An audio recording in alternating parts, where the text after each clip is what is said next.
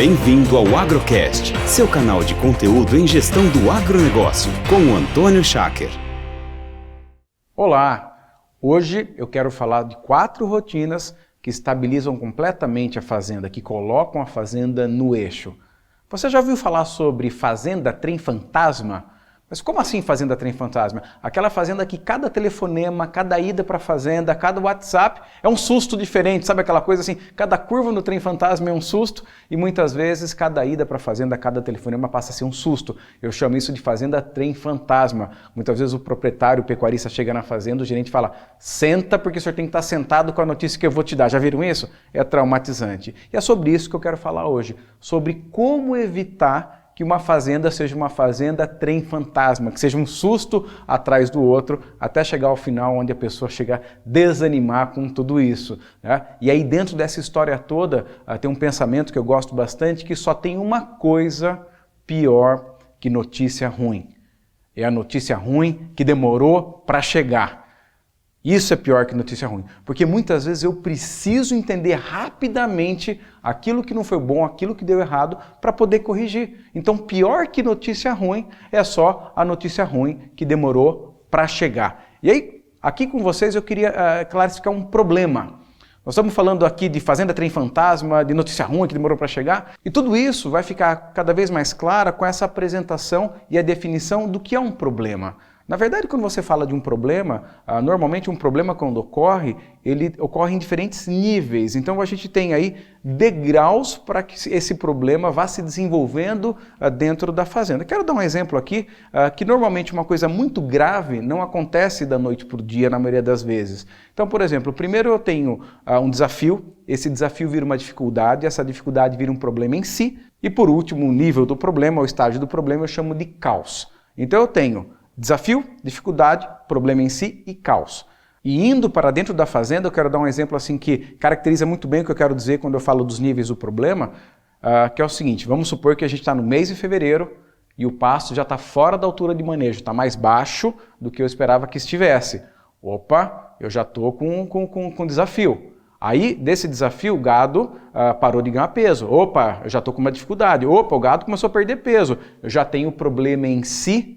E aí chega no caos, que é uma perda severa de peso e o gado morrer de fome. Ou seja, lá atrás, em algum momento, o pasto já estava fora do ponto de manejo, que levou a parar de ganhar peso, começar a perder peso e aí chegar ao caos, num exemplo aqui bastante, vamos colocar, trágico, que faz com que a gente entenda que um problema, na verdade, ele se manifesta quando você tem diferentes níveis que eles vão piorando dentro da fazenda. Então é fundamental que a gente tenha aí resposta para que a gente possa evitar a fazenda trem fantasma. O que a gente quer? A gente quer a fazenda cruzeiro de Boeing, né? A gente quer, na verdade, assim, que a fazenda caminhe tudo bem. E aqui eu vou compartilhar com vocês 4 atitudes que mudam tudo.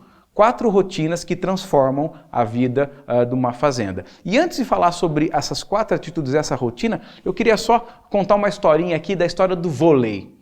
Mas como assim, Antônio? Nós estamos aqui falando sobre pecuária e você vai falar a história do vôlei? Exatamente, eu vou falar sobre a história do vôlei. Você já reparou que a gente tem um grande vencedor mundial quando a gente fala do vôlei? Exatamente, o Bernardinho é dele que eu estou falando. E se eu perguntar para vocês aqui, o que o Bernardinho tem de diferente? Por que ele é tão vencedor? Alguém vai falar, ele é líder, ele conhece da atividade, ele é um camarada que inspira, ele cobra duro. E a gente vai falar assim de diferentes habilidades, qualidades e características aí do Bernardinho. Porém, uma eu quero ressaltar aqui. Além de todas essas que a gente sabe que esse grande vencedor tem, ele é um cara que tem o quê? Ele tem número. Muitas vezes, quando a gente está assistindo um jogo de vôlei na televisão, você percebe que o time dele perdendo, ele para, troca alguns jogadores e aquele time que estava perdendo começa a ganhar. E o que isso é sinal? É sinal que ele tomou decisão baseada em números. Repare que toda vez que tem um jogo de vôlei, você tem normalmente 2 pessoas fazendo anotações, ou numa prancheta, ou num tablet, ou num notebook. Esse cara está praticando o scout, que ele está medindo todos os resultados que estão acontecendo durante o jogo. Aí ele verifica o atacante do time adversário, quem no time dele está errando, aí baseado nesses números que estão acontecendo durante o jogo, ele para e faz as alterações, ou seja, ele consegue tomar decisões com os números que estão acontecendo durante o jogo. De nada ia valer o Bernardinho olhar o scout do jogo, ou seja, o número 4 do time dele errou tudo e ficou o jogo todo. De nada ia valer esperar o jogo terminar para poder trocar aquelas pessoas ou mudar a estratégia do time. Então, durante o próprio jogo é importante que a gente reveja essa estratégia. E vai ficar mais claro aqui quando eu detalhar para vocês essas 4 grandes rotinas que fazem com que a Fazenda sempre navegue em ótimas velocidades de cruzeiro e tomando sempre boas decisões. A primeira grande rotina é a discussão anual. Ou seja, no início da safra, lembrando que a safra pecuária é de julho a junho, então no começo do ano civil, a gente está falando de janeiro ou fevereiro, a gente já antecipa o planejamento da safra, eu defino quais são as prioridades da safra, as prioridades do ano.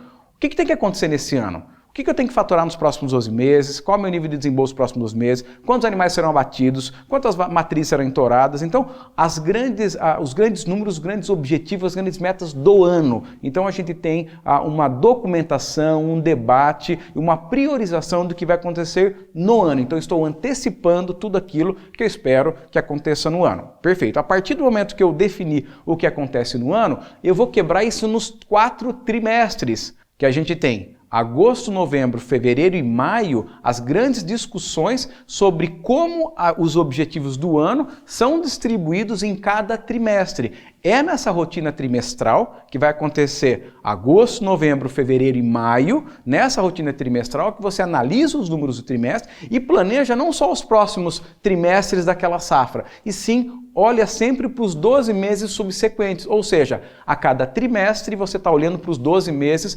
subsequentes e verificando quais são as decisões, as atitudes que você precisa tomar. Ou seja, eu tenho um olhar para o ano, que é a primeira rotina, um olhar para o trimestre, que é a segunda rotina. E aí eu vou para a terceira rotina, que é a rotina mensal. Na rotina mensal, que a gente chama rotina tática mensal, é uma rotina onde você vai sentar com os principais líderes da fazenda e vai verificar dentro do trimestre o que foi para aquele mês. E dentro daquele mês o que é necessário ser feito, o que foi feito, o que não foi feito, e planejar, são reuniões de 40 minutos para que a gente tenha sempre o mês muito alinhado com o que é para acontecer. Então eu olho para o ano, quebro isso no trimestre, olho para o mês e aí vem a rotina operacional semanal, ou seja, se eu tenho o que eu espero que aconteça no mês, fica muito fácil entender o que eu espero que aconteça na semana. Então, com essa rotina semanal, onde toda semana essas reuniões podem acontecer sábado ou podem acontecer segunda, sábado e segunda são os melhores dias para que aconteça a rotina semanal. Lembrando que essa rotina semanal já foi alinhada com o que era para acontecer no mês, o do mês já está alinhado com o trimestre e o trimestre já está alinhado com o ano. Então, eu estou trabalhando aqui na semana para que as coisas aconteçam no mês, antecipando sempre as principais atividades. E eu sempre começo uma reunião da semana observando se aconteceu aquilo que eu havia planejado para a semana anterior e programando, fazendo a nossa programação de atividades para a próxima semana. Então, toda semana você está acompanhando o que está acontecendo. E aí eu queria só fazer um convite para você aqui.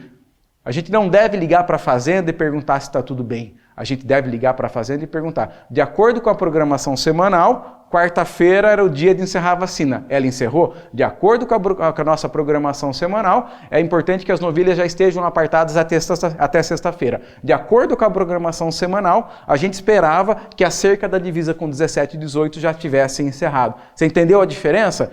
Você não liga para a fazenda perguntando se está tudo bem. Você liga para a fazenda perguntando sobre o andamento das atividades que foram definidas. Então, se a gente pensa na fazenda no ano, no trimestre, no mês e na semana e se relaciona dessa forma, a gente evita muito aí aqueles sustos do dia a dia, a gente evita muito o problema de uma informação demorar para chegar, porque aí, como líder, você está em cima de tudo, ok? É isso aí, pessoal. Lembre das 4 rotinas e nos vemos no próximo vídeo.